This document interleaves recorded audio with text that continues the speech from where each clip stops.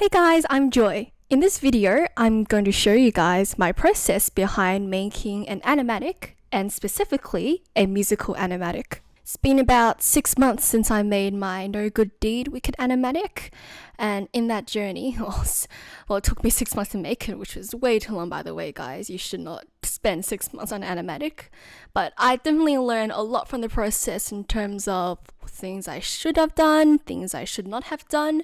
So, armed with the very useful skill of hindsight, here's a tutorial of sorts on how to make a musical animatic. The whole process seems extremely complicated at first. Like, if you think about it, really, before you start animatic, you have the character design, you have to pick the right song choice, compositions, frames, blah blah blah, all those things. But if you break it down into a few manageable steps, then the whole project will seem a lot more feasible. Okay, so first things first, it's the mindset that counts. So just go for it. You know, if you want to make animatic, but if you still feel that, you're not good enough, or like, oh, there's already so many animatics out there with the same song choice, well, that doesn't matter. What matters is you. It's easy to get demotivated and doubt your abilities when there's already so many animatics out there with millions of views, with awesome compositions, but it's important to remember that no one in this earth sees the same thing the same way exactly as you do, and that's where you come in. You deserve to express your ideas. Doesn't matter if your end product gets 10 views or 10 million views. That shouldn't be the point of making an animatic at all. The point of making an animatic should be, creating something you love, creating your interpretation that you hope that the others will find interesting and fun. Don't let these external factors deter you from doing something that you are passionate about. The best way to learn really is to just do the thing. You want to draw? Just draw. Make an animatic. Don't think about, I have to learn this, learn that first. Just do the thing. And from that, you can just learn from your mistakes and basically rinse and repeat the whole process. There's plenty of free software out there that you can use to create your own animatic. I personally use Clip Studio Paint, and hint guys, get it on the half price discount. It is 200% worth it. It's the best purchase I've made in my entire artistic career. But yeah, like I said, there's plenty of free software. There's Autodesk Sketchbook. They have a flipbook feature, but even then you can just draw on a layer, then export it, and then draw on a layer, then export it as another frame to do the animatic. There's also Storyboarder, which is a free storyboard animatic software, and that one is really good as well. I've used it personally for school assignments. And there's even the traditional pencil and paper that you can go for and just dump the photo into a video editing software. There's no excuses for not starting right now. And just before we go on, I'd just like to make it very clear that I'm not a pro at this stuff. I'm still a first year animation student myself, figuring my way through how to animate, art, storyboard, everything like that. So basically, take this video with a grain of salt. Apply what you want, throw away what you think that won't work, and yeah, just basically look at everything with a critical eye and watch some other videos as well. This part is pretty overlooked, and I know it's tempting to go straight into the animatic stage. However, this stage will definitely save you heaps of time in the long run, and also enhance your storytelling and compositions as a whole. The first thing I did was listen to the song itself. So you flick through your list of animatics, Wicked, Hamilton, Heather's, Be More Chill, blah blah blah blah, and basically listen to the song, feel it, and note down any ideas that you have. They don't have to be perfect. You basically want to get your thoughts down on paper at this point. After that, you want to, just do your general research. So you don't have to, go crazy, paste photos and like articles, magazines, stuff like that. All I did was, and in my case for Wicked, I just looked up the photos of the different actresses that play the main character in my animatic alphabet, and for you, there'll be your character that you want to draw. So look up different actresses, Google images, look at different face shapes, take the features that you want and mix and match.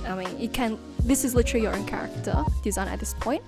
Look at different performances on YouTube of the song. Take note of the actors acting, what kind of character do they embody, what kind of gestures they use. And once again, you don't have to take any notes. At this point, just absorb yourself with all the different content. And yeah, Also, if it's based on any other works, say any books or movies, so for Heathers, you'll be based on Heathers the movie, from Hamilton, based on the real life Hamilton, and in case of Wicked, it was based on the book. So it'd be great if you could look those up as well. You might be surprised at the extra tidbits of information that you can find that you never would have if you didn't research it. One thing that I did not do, that I wish I did, was research the location. Don't just focus on the character. The environment and the background is extremely important if you want to go with more dynamic and interesting shots. You'll have to know your character's surroundings intimately without making the scene, confusing or unclear for the audience. Trust me, designing the interior and the exterior of the castle of the Wicked Witch of the West on a whim was not fun, and resulted in so many inconsistencies in my final animatic. Next, you want to sketch out roughly what you want your characters to look like. Try to make the designs relatively simple, so easy to draw over and over again, unless you want to spend half a year working on an animatic like I did, because I made the designs a bit realistic and way too complicated, but these designs can be good as well. Just consider your workload. Next, you want to thumbnail all your different shots and frames in your animatic. This can literally just be stick figures, it's what I did. They don't have to be detailed, they can literally be a square or like a circle, just bunched together. These actually help you get the flow of your animatic, so you can see with the whole picture how one frame might flow into another frame. And these can also help you come up with more interesting compositions. What I did was, for every new line in the song, I basically did a new thumbnail. This will ensure that the composition will never get boring and I'll be moving the story along. Walls.com is a really good source if you want to get an overview of all the different shots that you can incorporate in your own animatic, and I've linked that in the description below. In general, if you think about shots like zooming in and out of the camera, long and wide shots are good for establishing the environment and mood. Full body shots are really good for action scenes, and you can also add a tilt if you're going for a mentally unhinged vibe like you did with Elphaba. Waist-up shots or shoulder-up shots, they're good for dialogue. Close-ups are really good for the emotion. Extreme close-ups as well. Some other animatic guidelines that are good to know are about the rule of thirds, the 180-degree rule, and so on. These all may seem like a hassle, but they will really make your workflow much smoother and inherently enhance your animatic. Once again, I wish I knew all of this before I jumped straight into animating. One thing that I did not do, as with the power of hindsight, but I wish I did, was to make a general floor plan of your location.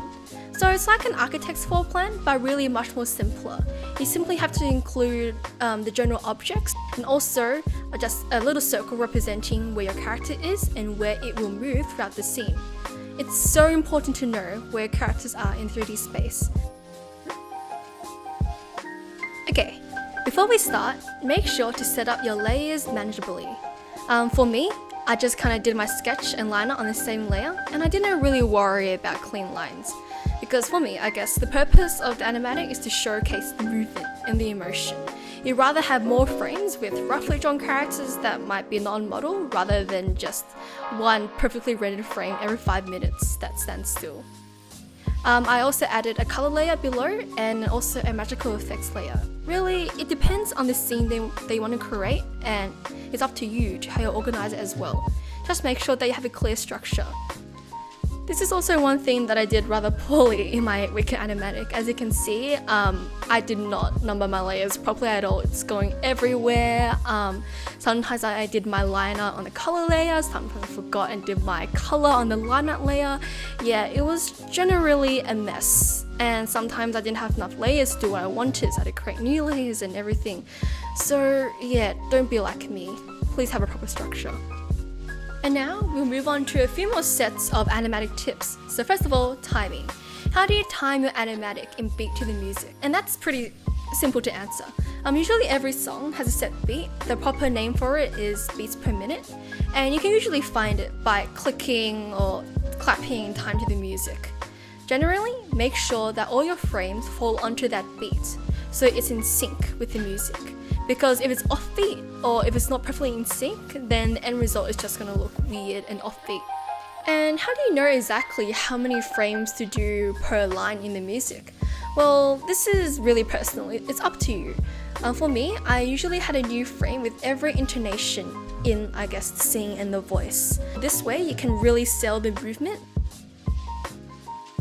The background doesn't have to be too complicated. One thing that I wish I did, that I did not do, was to add perspective grids.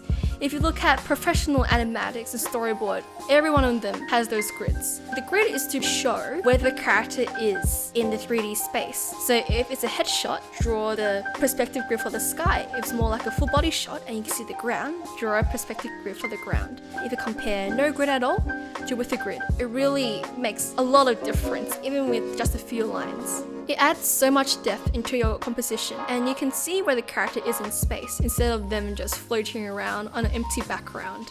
Generally, using one-point perspective to draw your perspective grids will do the trick.